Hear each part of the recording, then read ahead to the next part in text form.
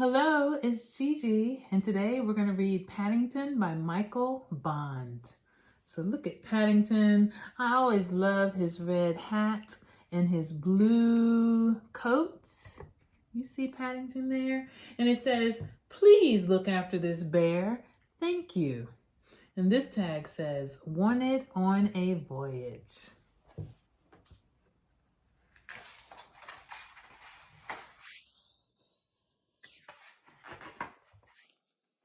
Mr. and Mrs. Brown first met Paddington on a railway platform. In fact, that was how he came to have such an unusual name for a bear, because Paddington was the name of the station. The Browns were waiting to meet their daughter Judy when Mr. Brown noticed something small and furry near the left luggage office. "It looks like a bear," he said. "A bear?" repeated Mrs. Brown. "In Paddington Station? Don't be silly, Henry. That there can't be." See them? Mr. and Mrs. Brown at the train station? Have you ever been to a train station? I have. So busy. But Mr. Brown was right. It was sitting on an old leather suitcase marked "Wanted on a Voyage." And as they drew near, it stood up and politely raised its hat.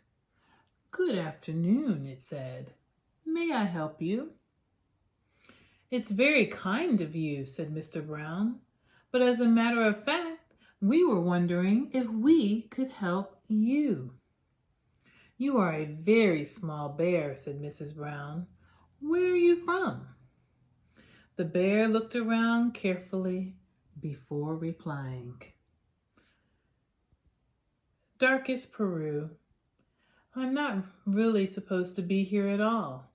I am a stowaway." So you see Paddington over here? He lifted up his hat. And now he's talking to Mr. and Mrs. Brown. And he said he was a stowaway. He said he is from Peru. I've never been to Peru. Have you? "You don't mean to say you've come all the way from South America on your own?" exclaimed Mrs. Brown. "Whatever did you do for food?" Unlocking the suitcase, the bear took out an almost empty glass jar. "I ate marmalade," it said. "Bears like marmalade." Mrs. Brown looked at the label around the bear's neck. It said quite simply, "Please look after this bear. Thank you." You see his almost empty jar of marmalade? And then that looks like almost the picture on the front. Yeah, he has his empty jar and his little tag around his neck saying, "Please look after this bear." "Oh, Henry," she cried, "we can't leave him here all by himself. There is no knowing what might happen to him. Can't he come home and stay with us?" "Stay with us?" repeated Mr. Brown nervously. He looked down at the bear. Would you like that?" he asked. That is, he asked hastily, "if you have nothing else planned." "Oh, yes," replied the bear.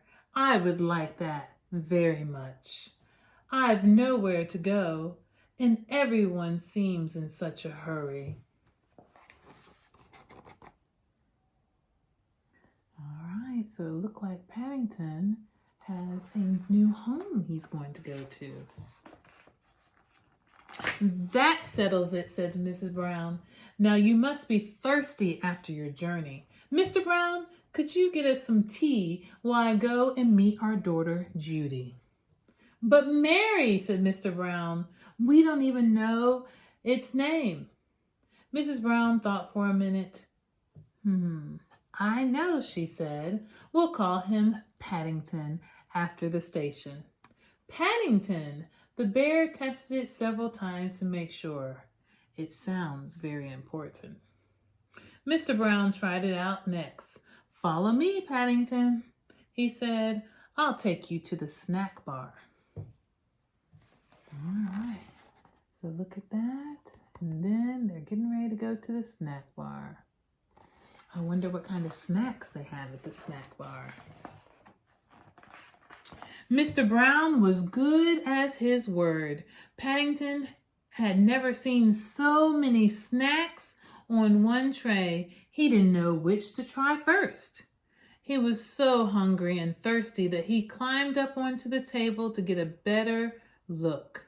And Mr. Brown turned away, pretending he had tea with a bear at Paddington Station every day of his life. Look at all the treats on the snack tray. Henry, cried Mrs. Brown when she arrived with Judy. What are you doing to that poor bear? Paddington jumped up, raised his hat, and in his haste he slipped on a strawberry tart, skidded on the cream, and fell over backwards into his cup of tea. And there's Judy coming to join them. I think we better go before anything else happens, says Mr. Brown. Judy took a hold of Paddington's paw. Come along, she said. We'll take you home, and you can meet Mrs. Bird and my brother Jonathan.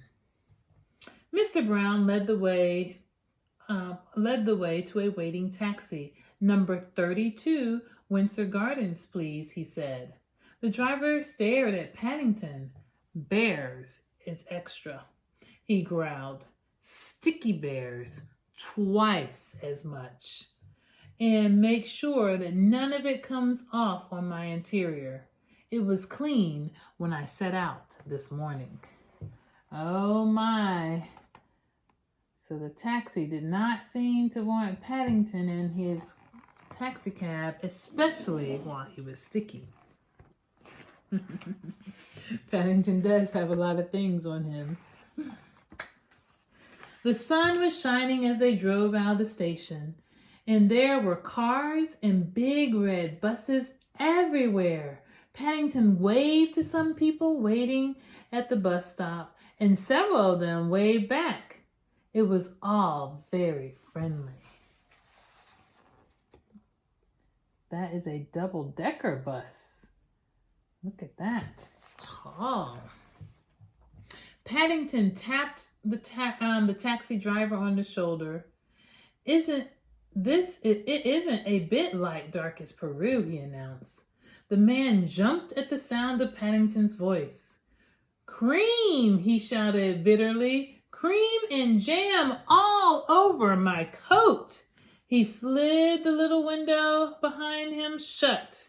Dear Henry, muttered Mrs. Brown, I wonder if we're doing the right thing. Uh-oh. The poor man did not want the cream and the jelly and the jam on him. Fortunately, before anyone had time to answer, they arrived at Windsor Garden, and Judy helped Paddington onto the pavement. Now you're going to meet Mrs. Bird, she said. She looks after us. She's a bit fierce at times, but she really doesn't mean it. I'm sure you're going to like her. Paddington felt his knees begin to wobble. I'm sure I shall, if you say so, he replied. The thing is, will she like me? Uh-oh. Paddington's a little scared. You see Jonathan and Mrs. Bird looking out the window? And Judy giving a nice hand to Paddington. Before they go up the stairs to the door. Look at their pretty green door. "Goodness gracious!" exclaimed Mrs. Bird. "What have you got there?" "It's not a what," said Judy. "It's a bear called Paddington, and he's coming to stay with us." "A bear?" said Mrs. Bird as Paddington raised his hat. "Well, he has good manners. I'll say that for him." Yeah, when he came, Paddington raised his hat. "I'm afraid I stepped on a jam tart by mistake," said Paddington. "I can see that," said Mrs. Bird. "You'd better have a bath before you're very much older. Judy can turn it on for you. I dare say you'll be wanting some marmalade, too." "I think she likes you," whispers Judy. All right. So Mrs. Bird seems like she's liking Paddington. But he has to go take a bath so he won't be so sticky. Paddington has never been in a bathroom before. While the water was running, he made himself at home. First of all, he tried writing his new name on the steam in the mirror. Have you ever written on the bathroom mirror before? I have. Then he uses Mr. Brown's shaving cream to draw a map of Peru on the floor. It wasn't until a drip landed on his head that he remembered what he was supposed to be doing. Oh my, he's playing in the shaving cream now. We'll see what they think about that. He soon discovered that getting into the bath is one thing, but it's quite another matter getting out again, especially when it's full of soapy water. So look at Paddington. He jumped in, but then he had a hard time getting out. Have you ever been slipping and sliding in the water in the bath with all of that soap? Oh no, and it looks like it's running over. It looks like he's running a little bit too much in his bath water. Paddington tried calling out help at first in a quiet voice as to not disturb anyone, then loudly, "Help! Help!" When that didn't work, he began bailing the water out with his hat. But the hat had several holes in it, and his map of Peru was soon into a sea of foam. Soon turned into a sea of foam. Oh my goodness, Paddington was running water. He's trying to pour the water out. His hat has holes in it. Suddenly, Jonathan and Judy burst into the bathroom and lifted a dripping Paddington onto the floor. "Thank goodness you're all right," cried Judy. "We heard you calling out." "Fancy making such a mess," said Jonathan admirably. "You should have pulled the plug out." "Oh," said Paddington, "I never thought of that." That's right. He's never been in the bathtub before. Maybe they shouldn't have left him in there all by himself. When Paddington came downstairs, he looked so clean that no one could possibly be cross with him.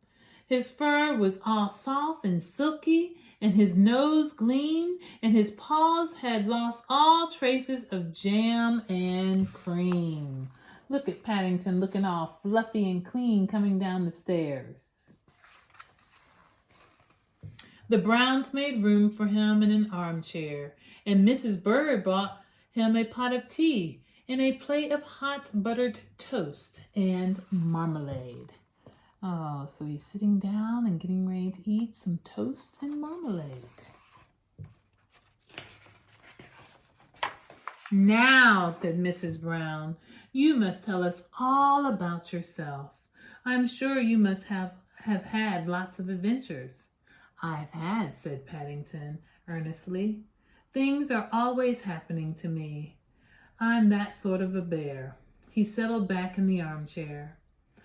I was brought up by my Aunt Lucy in darkest Peru, he began, but she had to go into a home for retired bears in Lima.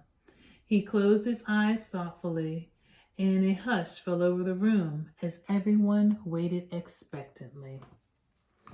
So Paddington was going to tell them about his home.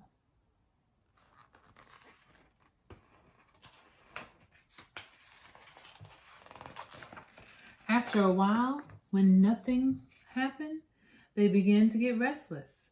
Mr. Brown tried coughing. Then he reached across and poked Paddington. "Well, I never," he said. "I believe he's fast asleep." "After all that's happened to him," said Mrs. Brown. "Is it any wonder?" So look at Paddington. All clean, his belly full, and now he's fast asleep. The end.